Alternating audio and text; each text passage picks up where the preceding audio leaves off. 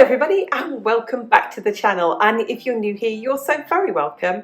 I'm Jane and my husband Mike is behind the camera. We're British, early retirees, debt and mortgage free, and living a thrifty, frugal and money saving life on a super tight budget here in Brittany in northwest France. And every Friday we open our kitchen and share something thrifty and edible and something we've cooked with you. Let's take a look at what we're going to share with you this week.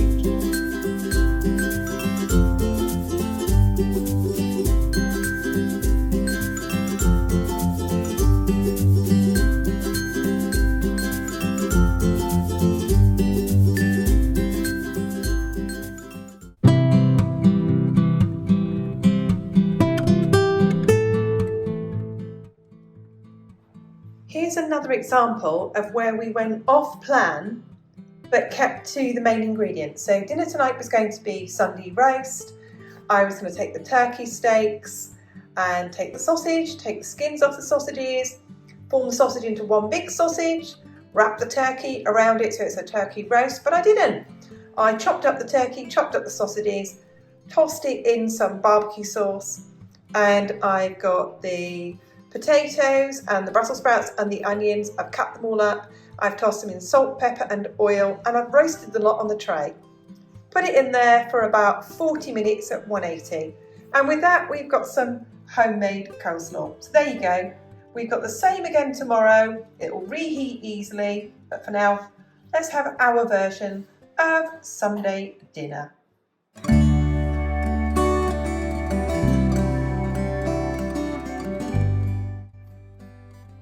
We have a very traditional French dinner tonight. This is beef that has been slow cooked in the slow cooker all day, and it's been cooked in a dark French beer with onions, lots of herbs and some garlic, and we're having that with broccoli and peas.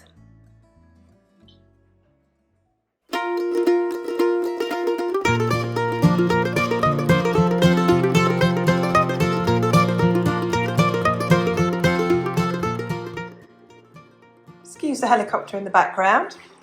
It's Tuesday and we both fancied something sweet today. Now I can't just go and buy cookies or biscuits.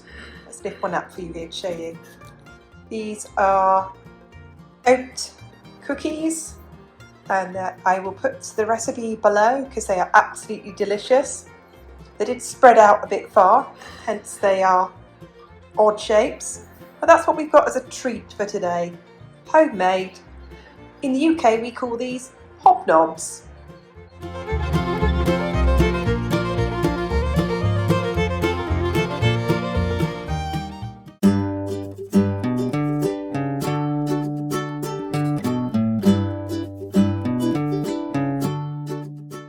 Today I'm batch cooking a load of pasties, and I'm experimenting today with how much nutrients, how much goodness can I get in a pasty.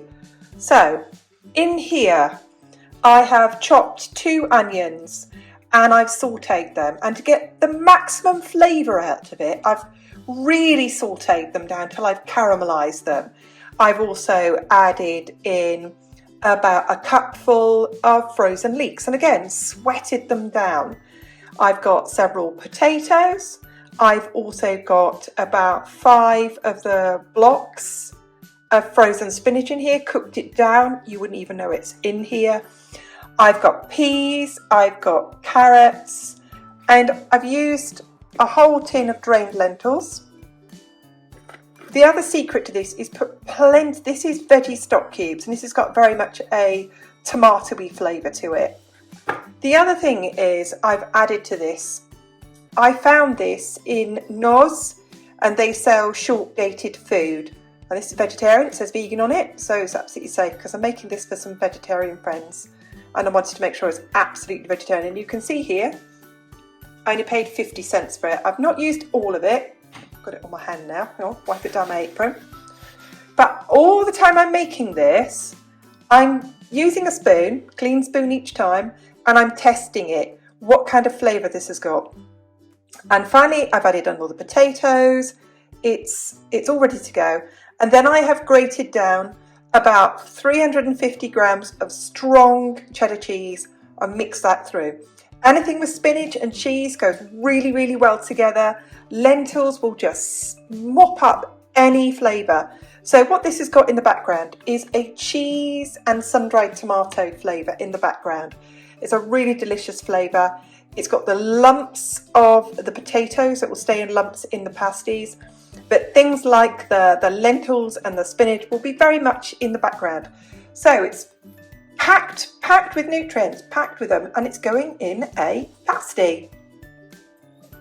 I wanted to share this with you as well. When I have something on my menu that's like lentil and veggie bake, I was going to make a lentil version of a meatloaf.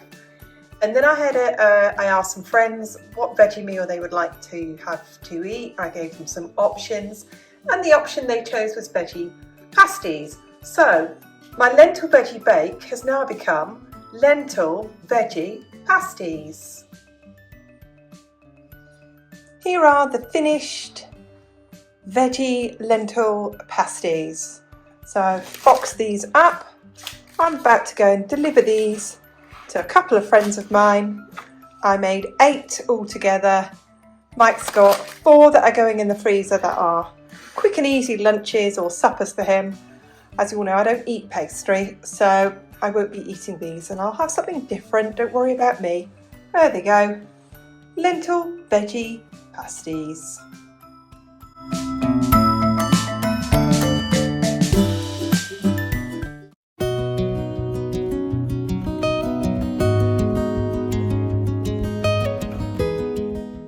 Let me share with you very quickly what I'm cooking for dinner tonight. We have a version of tartiflette. So I have sautéed some onions. I have cut up, instead of cooking lardons, this has sliced smoked sausage and potatoes. And then I sautéed the onion. I added in 250 millilitres or 1 cup of vegetable stock. The recipe said white wine. We don't drink wine, so we didn't have any wine. So I used vegetable stock. I then added in 400 millilitres of creme fraiche. The recipe said cream. I didn't have creams, I had creme fraiche. I used that, stirred it all together. This is going to go in a hot oven, 180 centigrade, 350 Fahrenheit for 45 minutes. And at the end of 45 minutes, I should put nice fancy tartiflette cheese on top, or reblochon cheese. I don't have any. So I'm going to use the supermarket special of 3 mixed cheeses that will melt and pop that on top after 45 minutes. And here is the finished version.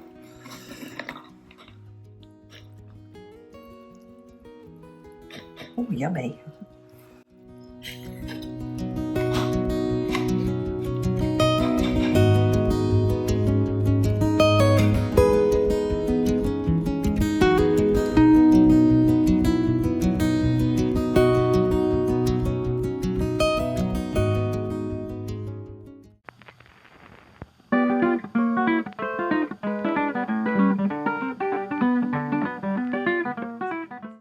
Here's our dinner tonight. We call this TikTok pasta because I got the recipe from TikTok.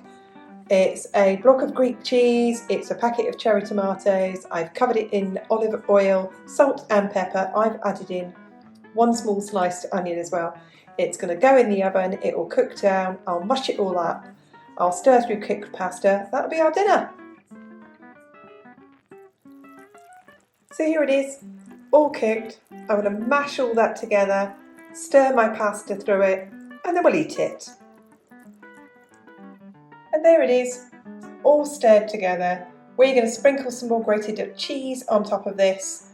But there it is, cooked tomatoes with onion, olive oil, and Greek cheese and pasta stirred through it. And dinner is served.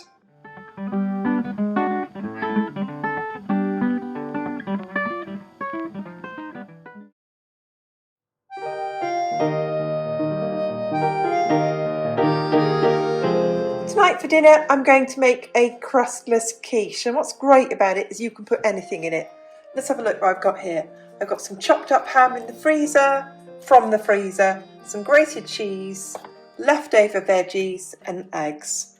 So I'm going to beat the eggs, add in the grated cheese, add in the vegetables, add in some ham, stick it in my dish that I've lined with greaseproof paper, pop it in my mini oven for about 30 minutes. There it is. It's not cooked yet, but it's a really good thing to do with a crustless quiche, just to stick all your leftovers in it, beat up your egg, add whatever you want in it, and pop it in your oven. So like I said, this is going to take between 15 and 30 minutes, and as soon as it's completely set, you'll know it's cooked.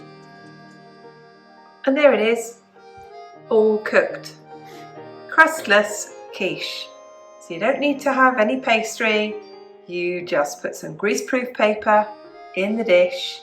It's full of vegetables, it's got ham in it, it's got cheese in it, anything you like.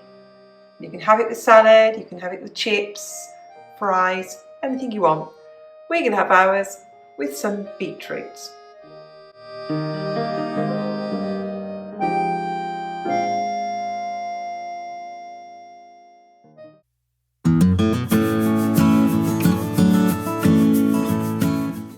We really hope that you enjoy that. And if you did, go on, hit the like button. We love to hear from you, and we read every single one of your comments. Just leaves me to say on behalf of Mike and myself, we'll see you soon. Bye for now.